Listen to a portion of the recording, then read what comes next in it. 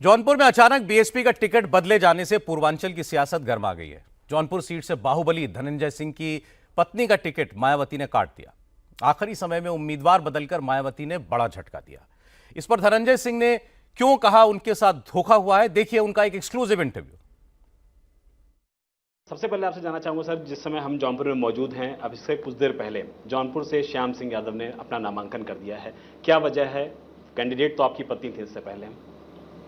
देखिए, एक सामान्य सी प्रक्रिया है बहुजन समाज पार्टी की। पिछले 5 दिनों से जब मैं वॉच कर रहा था, लगातार टिकट बदल रहे थे, जगह जगह अमेठी बदला, बनारस बदला, आजमगढ़ बदला, तो मुझे डाउट था कि जौनपुर में भी रोज र्यूमर उड़ रहा था सोशल मीडिया के थ्रू, कहीं न कहीं विरोधी राजनीतिक दल के लोग कर रहे थे, तो मुझे लग रहा था कुछ खतरा है। तो चूंकि मैं कैंडिडेट था नहीं, मैं इस प्रक्रिया में कहीं सम्मिलित भी नहीं था।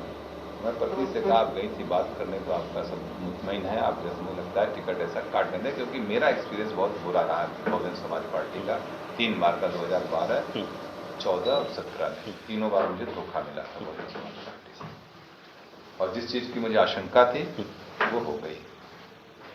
वजह क्या मानते हैं? आप तो मजबूत चुनाव लड़ रहे थे, माना जा रहा था कि आप फ्रंट रनर थे। अब पार्टी की कोई अपनी नीति होगी, कोई उनकी मजबूरी होगी, लेकिन मैं ये कहूंगा कि पार्टी के लोग ब्लेम न दें। अगर आपकी अपनी नीति है, जिन कारणों से आप काटे उसको बताया करिए, नाजायज किसी दूसरे के ऊपर आरोप प्रत्यारोप न लगाइए, तो ज्यादा अच्छा है।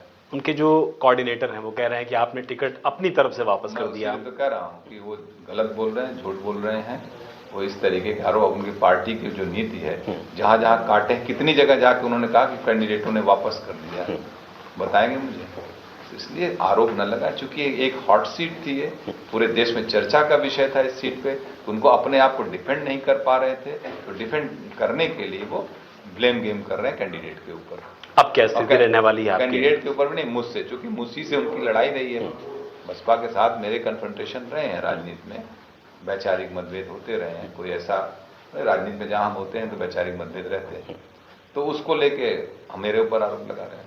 अब क्या स्टेटस आपका माना जाए? आप लोग चुनाव में जाएंगे, निर्दलीय के तौर पे आपकी पत्नी लड़ेंगी, या फिर आप बैक ऑफ कर जाएंगे? मैं इंडिपेंडेंट चुनाव लड़ता, मेरी तैयारी भी इंडिपेंडेंट की थी। मैं किसी पार्टी से टिकट, जब गठबंधन से अलायंसेस टूटे हम लोग के, तो हमको लगा कि हम लोग को इंडिपेंडेंट चुनाव में जाना चाहिए। हम लोग लगातार मेहनत कर रहे थे, और मेरे एकदम प्लान था, मेरा रोड मैप तैयार था कि हम लोग एकदम लोकसभा के अपने सभी 2000 बूथों पे हम चले जाएंगे, और क्या प्लान था सब वर्कआउट करके रखे थे हम अपने लिए। तो लेकिन चूंकि हमें कन्विक्शन मिल जाने की वजह से मेरा उस समय का 2-2.5 महीने का समय भी मेरा बर्बाद हुआ, और उसी दौरान ये लोग अप्रोच करके पत्नी को मेरे टिकट दिला दिए थे बीएसपी से। अप्रोच बीएसपी की तरफ से की गई थी? बीएसपी की तरफ से हुआ था।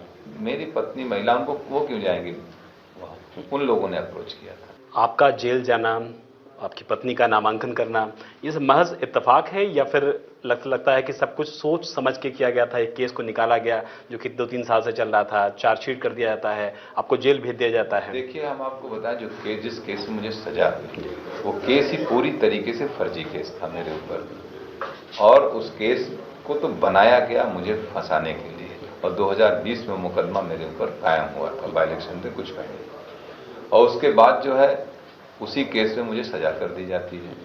उस केस में एक बार एफआईआर भी लगी है। उस केस में कंप्लेनेंट ने 164 का स्टेटमेंट दिया, एफिडेविट दिया, सारी चीजें रही हैं, और कोई क्राइम हुआ नहीं, और आपने उसमें मुझे सजा कर दी।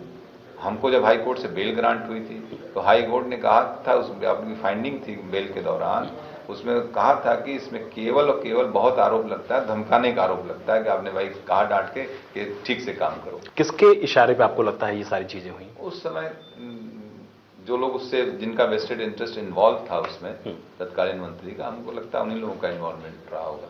जो दूसरी पार्टी के लोग हैं वो आपको कई बार बाहुबली शब्द से भी नवाजते हैं, मीडिया में भी कई बार आपका जिक्र आता है बाहुबली के तौर पर। जब इस तरीके का जिक्र आपके लिए आता है, तो ये दूसरों के लिए डर है या आपकी एक छवि है? नहीं, हम तो बार बार कहते हैं, ऐसी छवि बना दी गई है। कृपया करके आप लोग देखें, घूमें, जानें।